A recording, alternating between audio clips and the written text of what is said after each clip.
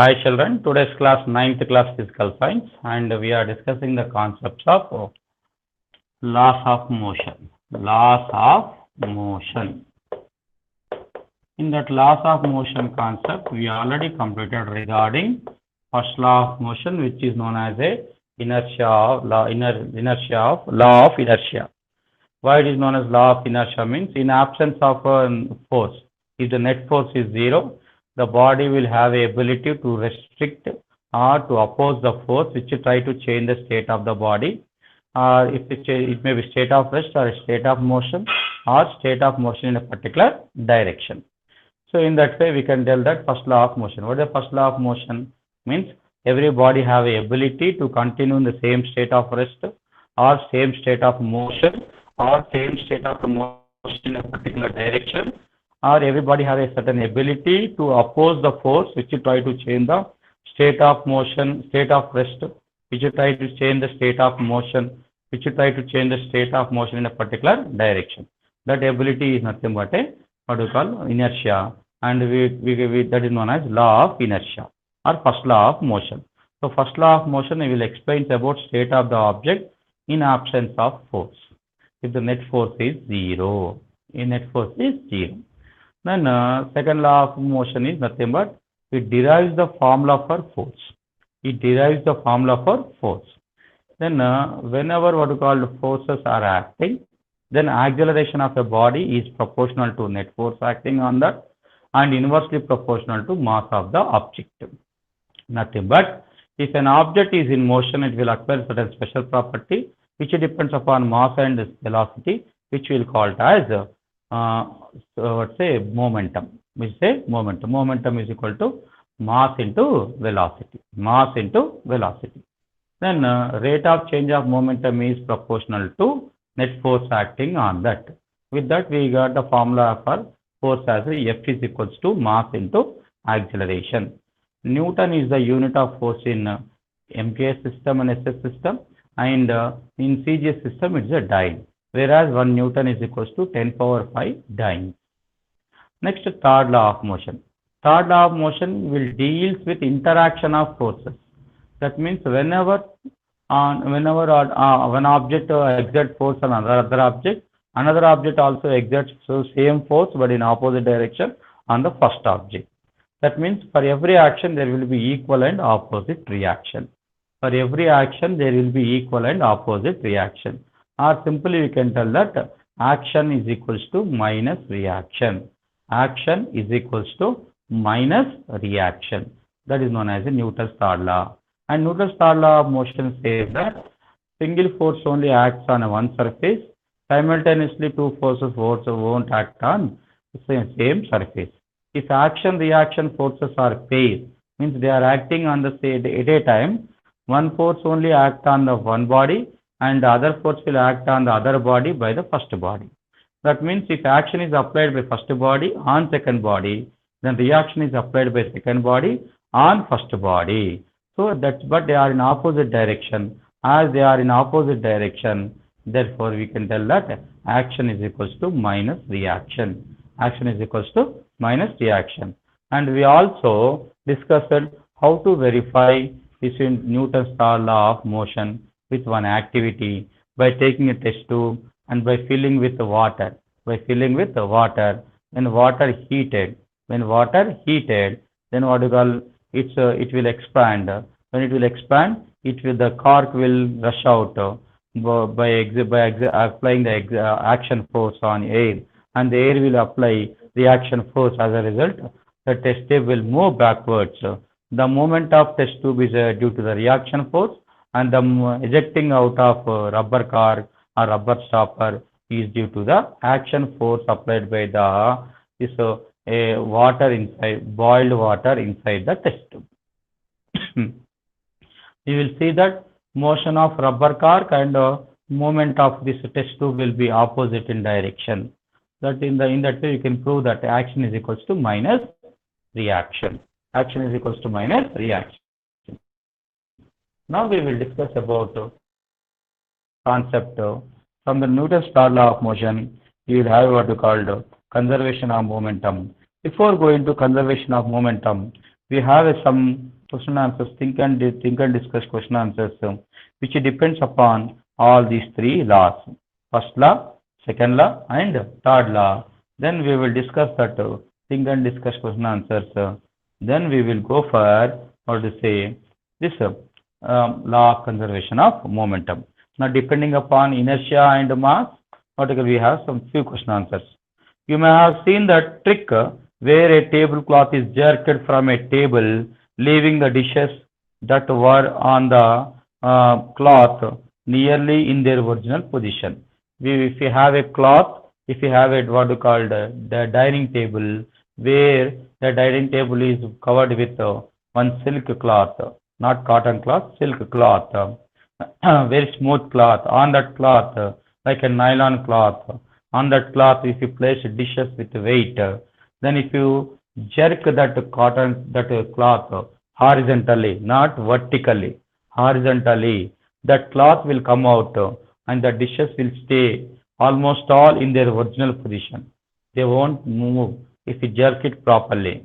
Why? That is due to, they are asking, what do you need to perform this successfully? We need what we call nylon cloth, or we need silk cloth, which is very smooth, which has smooth surface to perform what we call successfully. And we need to jerk the cloth horizontally, but not vertically. Which cloth should we use? Is it a cloth made up of thick cotton or thin silk? If it is made up of thin silk, if you jerk it horizontally, then that silk cloth will come out, because we are applying force on the thin silk. Then because of applying of force on the thin silk cloth, the silk cloth will change its state of rest to state of motion, whereas the dishes which are going on containing the same state of rest, they will continue the same state of rest. As a result, they will stay almost all in their original position without moving a little bit of distance also. So they are asking question. So what do you need to perform the successfully? We need to jerk the cloth horizontally at a time, not slowly. Slowly, if you move along with that what we call the cloth, dishes will also move. Just jerk it. We have to jerk it at a time horizontally, such that only cloth will come out, because the force is applied suddenly on the cloth, not on the dishes. Dishes will maintain same, because they will continue same state of rest. Which cloth should we use? Is it a cloth made up of a silk or a thick cotton? It should be a thick, it should be a thin silk cloth. Should the dishes possess large mass or a small mass? The dishes possess a large mass, such that their weight is more, and they can able to firmly fix there, and they can able to firmly place there, and they continue the same state of rest. Is it better to pull the cloth with a large force or pull it with a gentle and steady force? With a large force, not steady and gentle force. Gentle and steady force means along with the cloth, the dishes will also move. As a result, we can't demonstrate inertia of rest. Inertia of rest. Here, who are maintaining inertia? Who are showing inertia of rest? Dishes are demonstrating inertia of rest. They have ability to continue same state of rest, because force is not applying on the dishes. Only force is applying on the silk cloth. Then silk cloth will change its state of rest to state of motion, but the dishes will going on maintain same state of rest. What is the velocity of small object that has separated from a rocket moving in free space with velocity 10 kilometers per second? What is the velocity of small object that has separated from a rocket moving in a free space with velocity 10 kilometers per second? Same, because when they are moving separated from the rocket, they will acquire the same speed. So, because action force, they will apply the action force, but by that they will separate it from the rocket, and the reaction force is also same. That's why their velocity will be 10 kilometers per second. And moreover, that is nothing but a orbital velocity or escape velocity. If it is more than 10 kilometers per second velocity, they will be escape from the earth, and they will move away from the earth's gravity, and they can able to stay in the space. This is in this way, depending upon the first law of motion, we have some think and discuss question answers. Next we will go for Some other think and discuss question answers based on Newton's third law of motion. Newton's third law of motion. Now what do you have that one? The force exerted by the earth on the ball is 8 newtons. The force exerted by the earth on the ball is 8 newtons. What is the force on the earth by the ball? Action is equals to minus reaction. If force is exerted by the earth on the ball is 8 newtons, then the ball is also applying same force on the earth. The ball is also applying same force on the earth, that is 8 newtons. Depending upon the Newton's third law, action is equals to minus reaction. Action is equals to minus reaction. That's why that action force is applied by the earth on the ball is 8 newtons. Then reaction force will be only in the opposite direction, but the same magnitude. Same magnitude means 8 newtons. 8 newtons. A block is placed on the horizontal surface. Certain block is placed on the horizontal surface. There are two forces acting on the block. One, the downward pull of the gravity, and other, the normal force acting on it. Are these two forces equal and opposite? Do they form an action-reaction pair? Discuss with your friends. They are telling what we have to. One block is on the surface. One block is on the surface. This is a wooden block whose mass is m. It is on the surface. Then its weight is going on. Its weight is going on, applying the vertically downward force, which is equals to weight. And as a result, one normal force will acted by the surface on the block. This is a normal force, in which weight is equals to normal force or minus. This pair can we come under action-reaction force? Yes. Action is equals to minus reaction. That's why net force F net is 0. F net is equal to 0. That's why it will be in the rest state. It will be at rest state. In that way, we can able to tell that one. Next, why is it difficult for a firefighter to hold a hose that ejects a large amount of water at high speed? Firefighters, fire engine fighters will be there who will put off the fire when any fire accidents occur by placing the huge amount of water with a high speed, They hold a hose, a huge pipe. From that pipe, water will flow out with a huge speed by applying huge force on the air. As a result, air will also going and apply a huge reaction force on that hose. That's why it is not that much easy to hold that hose when the water is going on ejecting out with a huge force and ejecting out or coming out with a huge force. That's why it is very difficult for the firefighters. It is very difficult for the firefighters to hold this hose,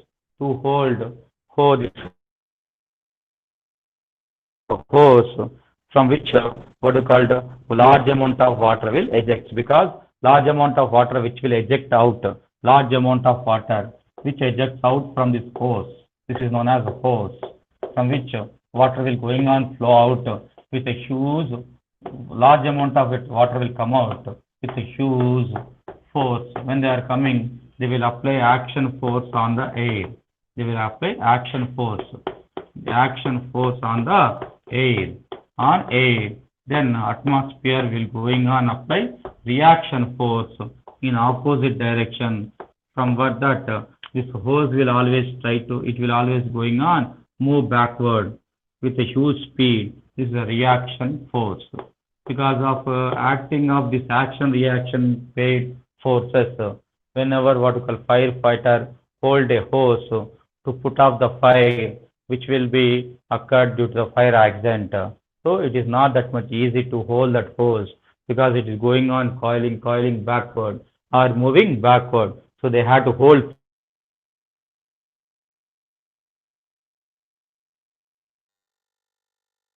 it won't what we call move away. So it is very difficult for a firefighter to hold a hose that ejects large amount of water at high speed. in that way because their action reaction force are applying in that way. In these questions we discussed that Newton's third law and Newton's first law we discussed in this think and discuss question answers. Now conservation of momentum. What is meant by momentum? What is meant by momentum? If any object is in motion, if any object is in motion, then it will acquire certain special property depending upon mass and depending upon velocity, which is given by a formula P is equals to m into v. M into v measured in terms of kg meters per second or gram centimeters per second. That is known as the momentum. Now, if you why the long jump runners, they will run before going to jump for long run. They will run from long distance. Why? They will get momentum. They will transfer that momentum while they are jumping. That is because of the conserving the momentum, conservation of momentum. Similarly, why high jumper? Whenever the any people are going to jump high jumper, they will jump what we call they will run before they jump to get the momentum that means before momentum, so the total momentum of the system before collision will be equals to total moment of a system after collision. Suppose if we have two balls, we will discuss elaborately what we called. Now suppose we have a surface. Here one ball is there. Here one ball is there. Now if we throw one ball, only one ball, then it will go and hit. Initially it will have zero momentum. Why it has zero momentum? Because it is at rest. Now it is going on moving. As its velocity is there, it will have certain momentum. When it then calculate both the spheres momentum. Initial momentum of the first sphere, initial momentum of the second sphere. It is almost a zero momentum because no velocity. Then when it will go and hit this ball starts moving and it will somewhat decelerates. Because of collision, its speed will decrease. Why? Because its momentum changed. That means the little bit momentum transferred to this body. Now calculate momentum of both the spheres after collision. Now what you can able to observe, total momentum of the both the balls before collision will be equals to the total momentum of the both the balls after collision. That we will call it as law of conservation of momentum. Law of conservation of momentum. The total momentum of the system before